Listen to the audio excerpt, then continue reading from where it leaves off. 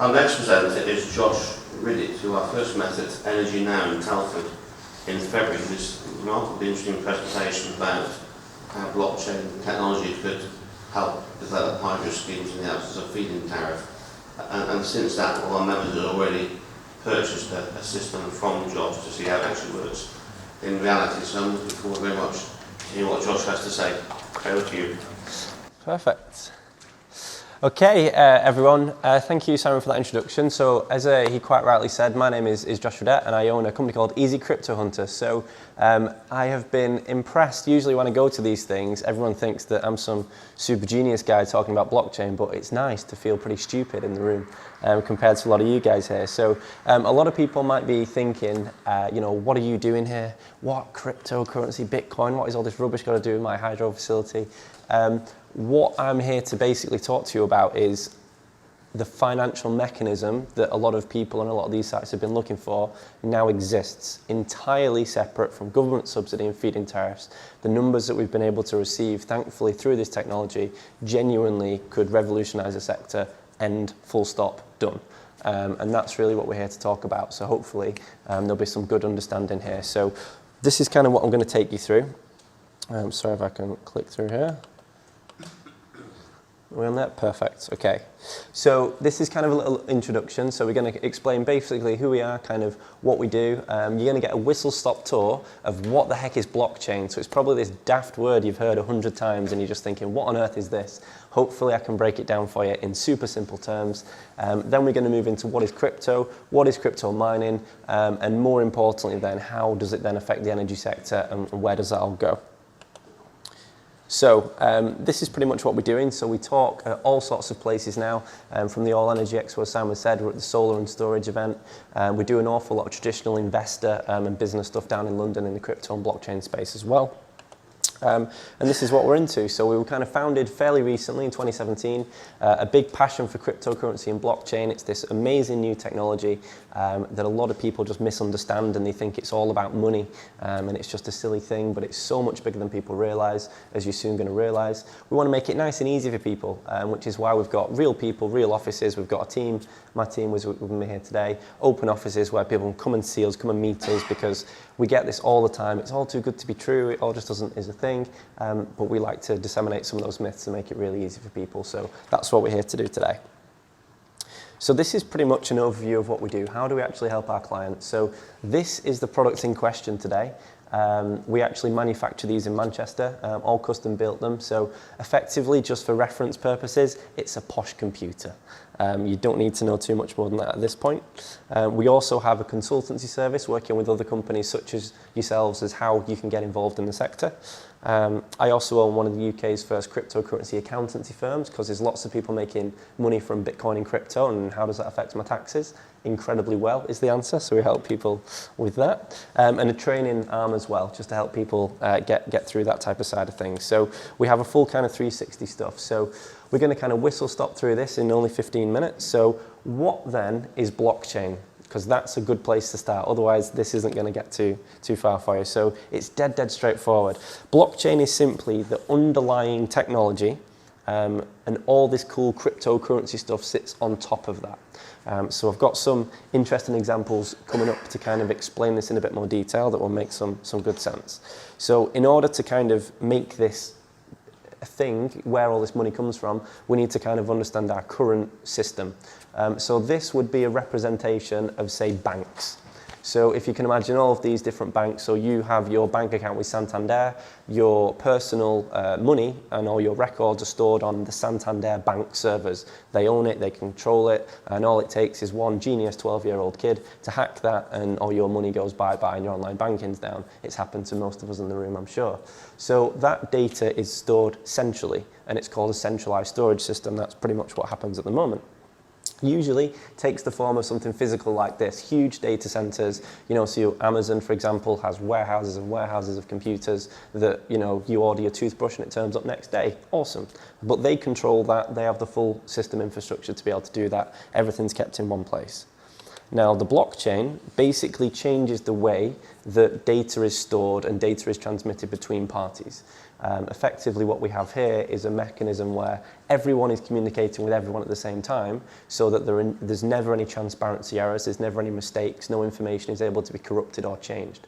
So we're using the example of banks because it's easy to think about it in terms of money, but the applications are much, much wider than that, as we're soon going to realise. So in really, really simple terms, imagine a spreadsheet that everyone can see the changes on.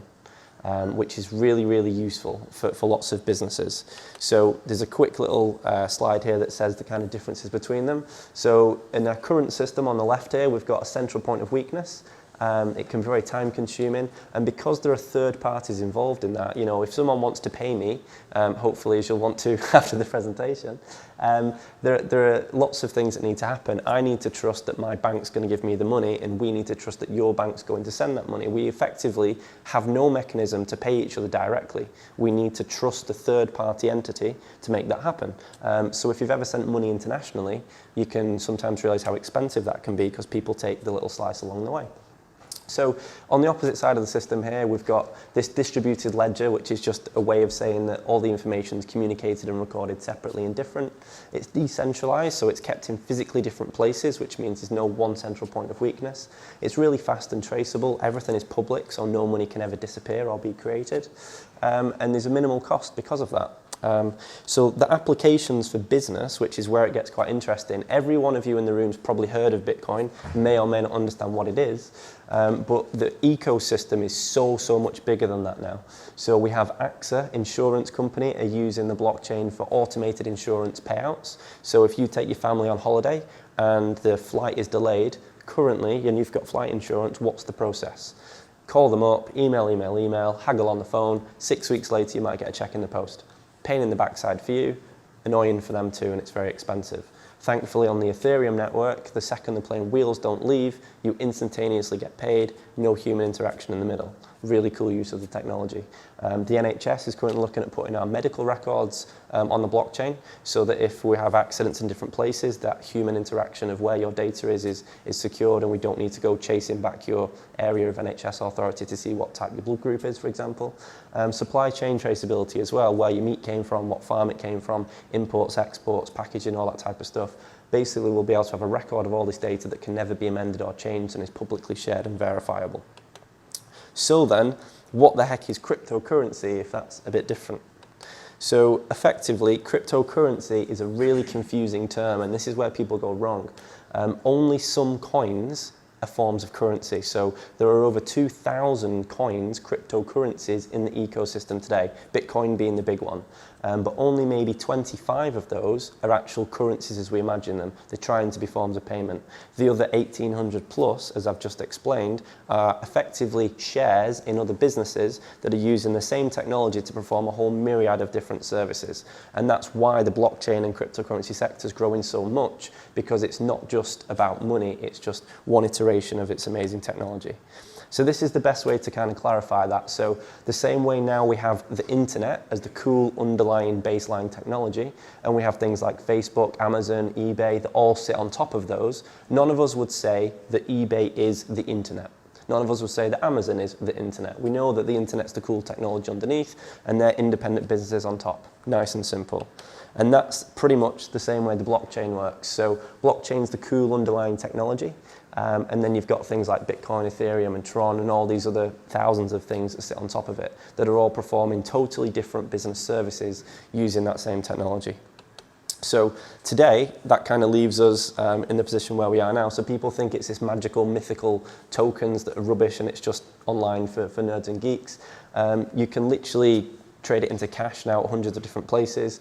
Loads of companies now accept it, Amazon, Microsoft, Lamborghini, people are purchasing cars with it. We now have even Bitcoin debit cards, which I've literally been able to buy my staff lunch with today. So you can use it as cash as payment just as you can with anything else. So this is the fastest growing sector in the world. I think as today we're about a $220 billion sector. So this isn't any small fry.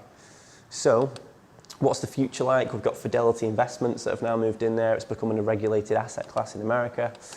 We have things like the Samsung Galaxy S10. All the new Samsung devices contain cryptocurrency wallets inbuilt to them, so mass adoption is coming very quickly. And ultimately JP Morgan's now created its own banking coin, so some of the big people have really got involved in this sector simply because of the technological advancements in the middle. When people ask me to kind of break down, well, what is the blockchain in absolute its nutshell form, we've digitized human trust. So we are soon not going to no longer need, mortgages and lawyers and banks the same way that we do today, because ultimately all of those entities exist to make sure party A and party B does what they say they're going to do. The blockchain replaces that mechanism, which is really exciting, and that's why we're moving so quickly.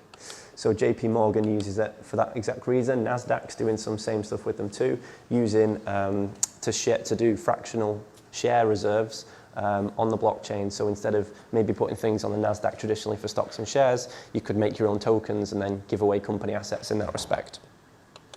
So it's all quite interesting stuff. So then, what on earth is crypto mining and how does that work? Where does that fit into the equation?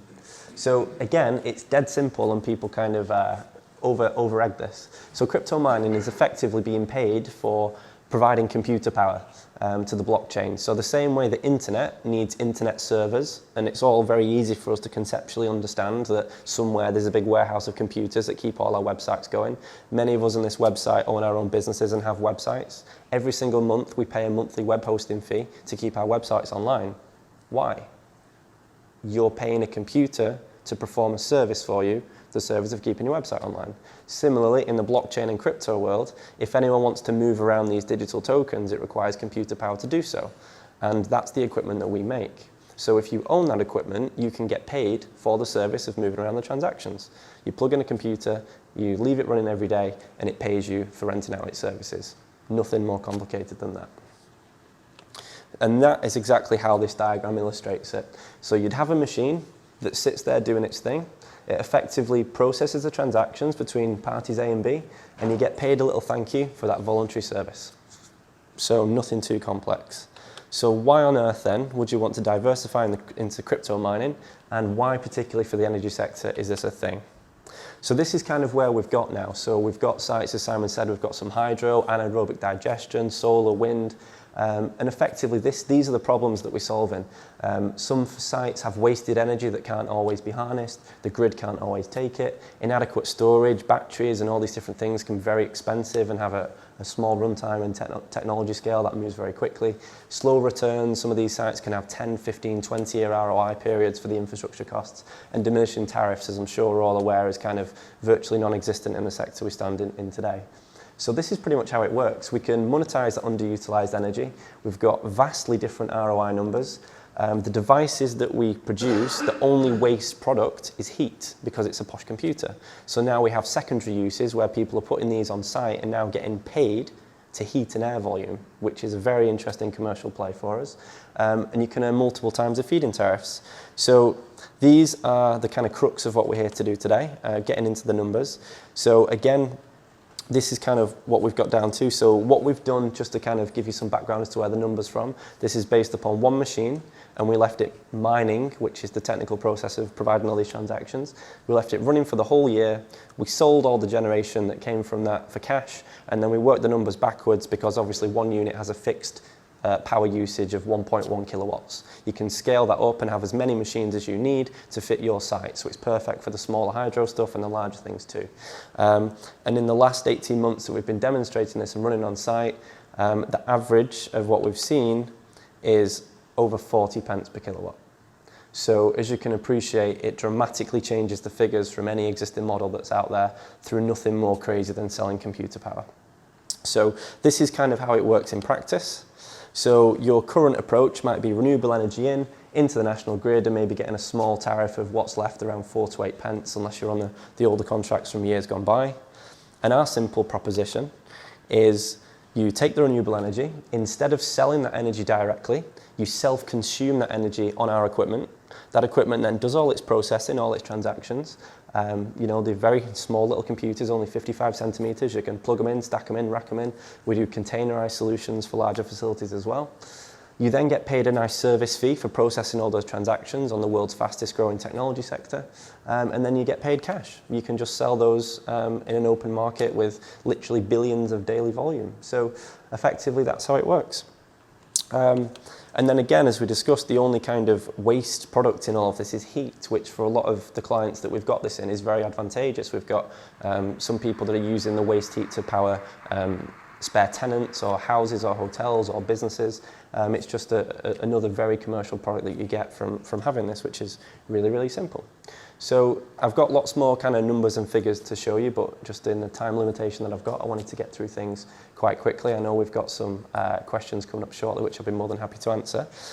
So thank you very much for that quick little overview, and I hope that's been quite interesting to you, if nothing else. Thank you very much.